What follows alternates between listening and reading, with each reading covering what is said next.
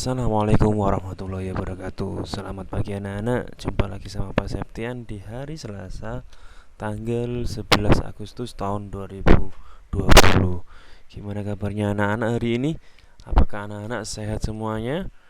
Saya harap, Pak Septian harap semuanya dalam kondisi sehat walafiat dan tidak lupa tetap semangat dalam melaksanakan pembelajaran di rumah ini. Gimana anak-anak?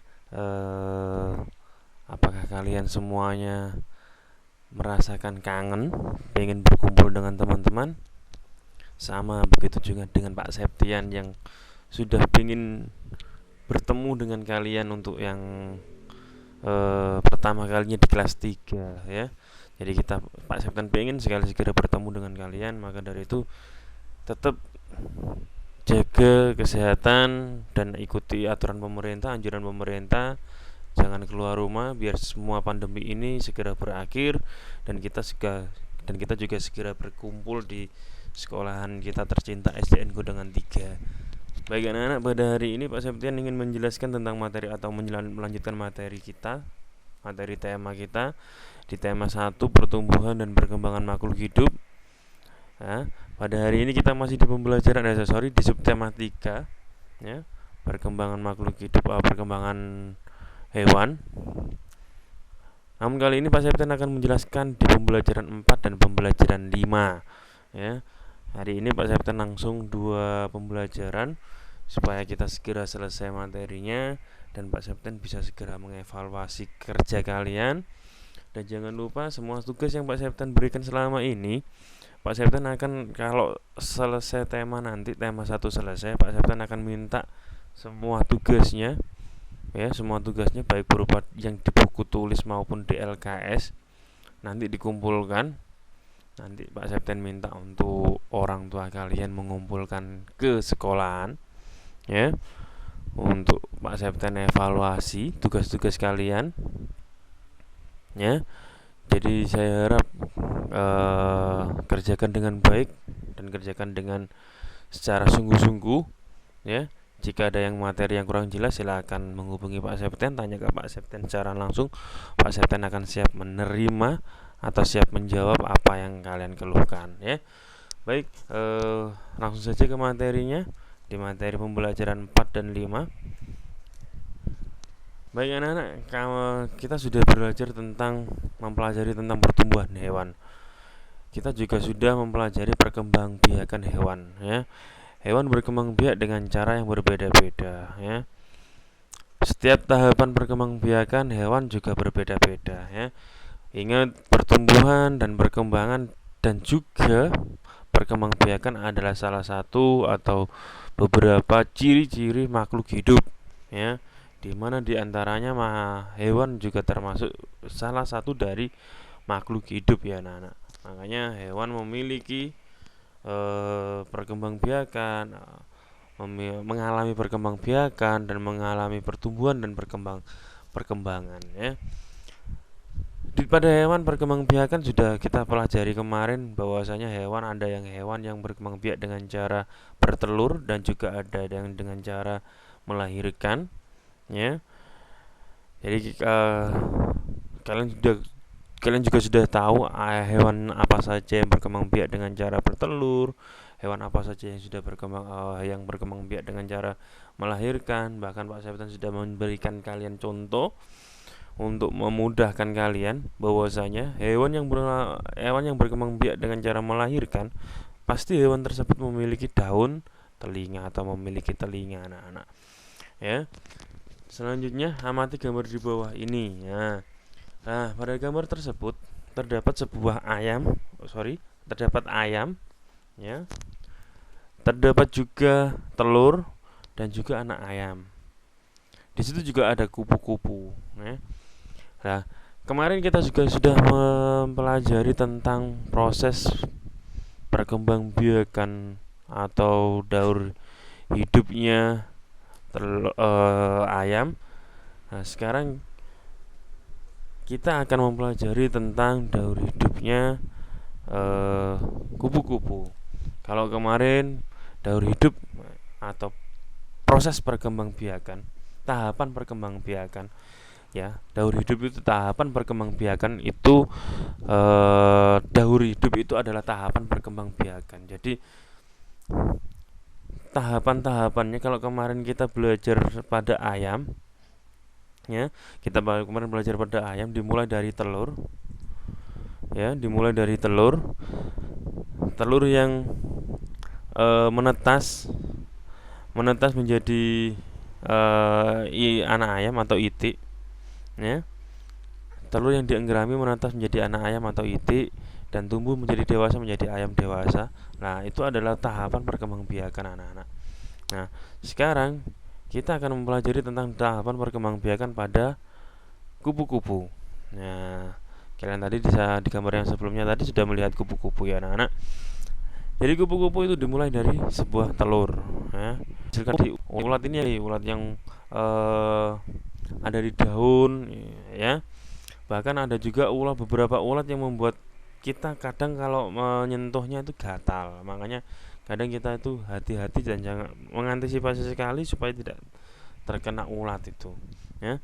Jadi setelah ulat akan berubah menjadi kepompong. Nah, setelah kepompong akan berkubuan, ya. Itu adalah daur hidup atau tahapan perkembangbiakan pada kupu-kupu. Gambar yang samping menunjukkan daur hidup kupu-kupu. Setelah beberapa hari, telur kupu-kupu menetas menjadi ulat, ya. Setelah beberapa hari, telur kupu-kupu menetas menjadi ulat. Ulat memakan daun-daunan sehingga tubuhnya menjadi besar, ya. Itu yang dimakan oleh ulat. Ulat mencari tempat untuk berdiam diri dan membentuk kepompong. Jadi dia mencari tempat itu. Ulat itu selalu mencari tempat untuk berdiam diri dan mengalami proses pertumbuhan supaya dia bisa membentuk kepompong. Setelah itu tubuh ulat berubah menjadi kupu-kupu. Semua makhluk hidup mempunyai daur hidup. Betapa sempurnanya ciptaan Tuhan. Jadi semuanya memiliki daur hidup. Jangankan hewan, tumbuhan dan juga manusia pun memiliki daur hidup atau proses perkembangbiakan atau tahapan perkembangbiakan, ya.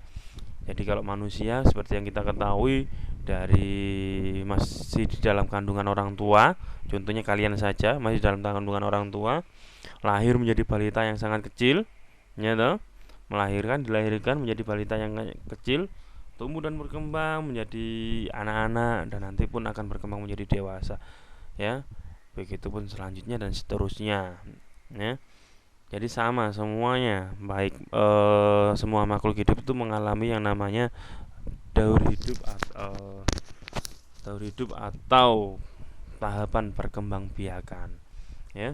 Selanjutnya perhatikan daur hidup katak berikut. Nah, ini kalau tadi kita sudah kalian sudah ketahui ada ayam, ada kupu-kupu. Nah, sekarang katak, anak-anak. Kamu lihat katak. Nah, katak juga seperti itu. Katak dimulai dari telur, ya. Dimulai dari telur. Telur berkembang, menetas menjadi berudu, ya. Menjadi berudu. Nah, berudu ini akan berubah atau berkembang, bertumbuh dan berkembang menjadi katak muda, ya. Menjadi katak muda ini. Ini katak yang masih sangat kecil. Nah, baru katak muda ini akan bertumbuh dan berkembang menjadi katak yang dewasa, ya. Selain kupu-kupu, tahapan pada katak ini juga sama dengan kupu-kupu, ada 4, ya. 4 tahapan daur hidup, mulai dari telur, berudu, katak muda sampai katak dewasa, ya. Katak mengalami perubahan bentuk yang sangat berbeda. Daur hidup katak dimulai dari telur berubah menjadi berudu berubah menjadi katak muda yang memiliki ekor, katak muda berkembang menjadi katak dewasa. Jadi katak ini tahapannya, ya, mengalami perubahan bentuk yang berbeda-beda. Jadi bentuknya dia berbeda-beda, ya. Nah, kalau tadi pada kupu-kupu bentuknya kan mirip, ya kan, dari kepompong, ya, dari ulat menjadi kepompong itu kan mirip bentuknya. Cuma bedanya dia nggak bisa berjalan, ya. Kalau pada ayam, apalagi kalau sudah menetas, sudah itik, sudah bentuknya sama, cuma tambah besar gitu aja, ya. Sedangkan kalau pada katak ini beda, dimulai dari telur berubah menjadi berudu, ya kan. Kamu lihat itu gambarnya. Nah, berubah lagi menjadi kata yang muda, masih berbeda juga dengan kata dewasa. Seperti itu anak-anak ya. Sama halnya dengan makhluk hidup ataupun hewan semuanya ya.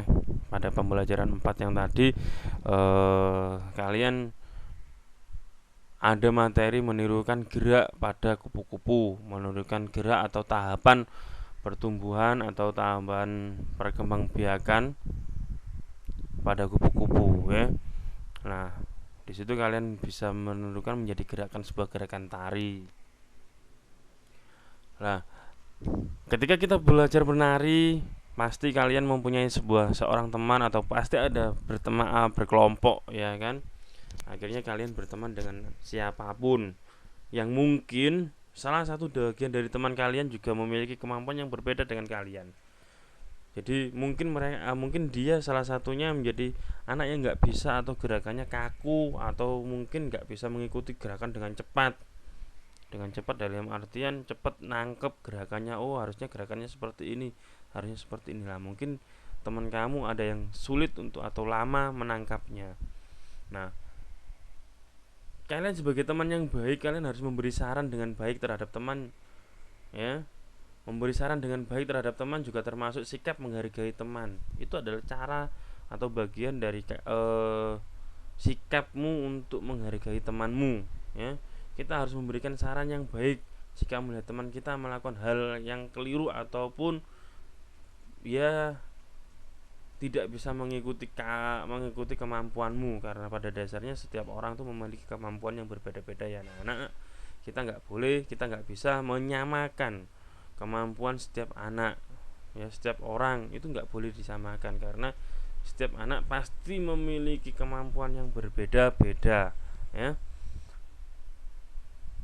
Ini kita lakukan sebagai tanda kita menyayangi teman. Jadi menghargai ya, memberikan saran yang baik itu adalah salah satu sikap untuk menghargai teman, dan itu merupakan salah satu perilaku yang menunjukkan bahwasanya kita menyayangi teman. Nah, kalau kita tidak menyayangi teman, kita akan membiarkan teman kita dalam sebuah kesalahan. Ada temannya nggak bisa mengerjakan, ya sudah dibiarkan. Itu adalah tanda-tandanya kita tidak menyayangi teman tersebut. Nah, itu yang Pak Septen tidak inginkan ya.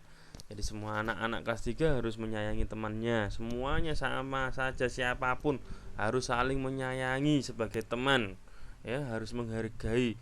Tidak boleh ada yang saling mengejek ataupun saling membenci satu sama lain ya. Menyayangi teman termasuk pengamalan sila kedua Pancasila ya anak-anak. Sila kedua Pancasila adalah kemanusiaan yang adil dan beradab dan dilambangkan dengan rantai ya, seperti yang kemarin dulu beberapa waktu yang lalu Pak Septan jelaskan kalian bahwasanya rantai itu sama seperti manusia yang saling terikat satu sama lain. Karena apa? Manusia juga seperti itu. Manusia itu membutuhkan orang lain, saling mengikat, saling membutuhkan. Tidak ada di muka bumi ini yang manusia tidak membutuhkan orang lain ya. Rantai pada sila kedua Pancasila atau pada lambang Pancasila terdiri dari persegi dan juga lingkaran yang menunjukkan laki-laki dan perempuan ya. Itu anak-anak materi pada hari ini. Untuk tugasnya diperhatikan dengan baik tugasnya. Kerjakan halaman 61 pada buku pendamping LKS ya. Di situ kamu disuruh untuk menceritakan tahapan daur hidup katak ya, bukan nyamuk, katak ya. Daur hidup katak pada buku pada LKS halaman 61. Silakan kalian kerjakan daur hidupnya. Saling jelaskan menurut bahasa kalian, menurut pemahaman kalian, daur hidupnya katak itu seperti apa sih? Tadi sepertinya Pak Septen juga sudah menjelaskan, tapi Pak Septen ingin kalian menjelaskan versi kalian dalam bentuk tulisan saja ya. Ditulis tahapan pertama itu apa, tahapan kedua itu apa, tahapan ketiga itu apa, dan tahapan keempat itu apa. Kan katak memiliki 4 tahapan daur hidup atau proses perkembangbiakan ya kan. proses pertumbuhan perkembangbiakan ya. Kan ada 4. Lah, kalian jelaskan menurut bahasa kalian secara urut satu persatu tahapannya ya, menurut bahasa kalian. Simpel saja ya. Yang kedua tugasnya adalah kerjakan buku pendamping juga LKS halaman 63. Kali ini soalnya adalah soal matematika perkalian, sangat mudah sekali ya, sangat mudah sekali. Kerjakan langsung di LKS. Yang halaman 61 tadi juga dikerjakan di LKS, ditulis yang rapi ya.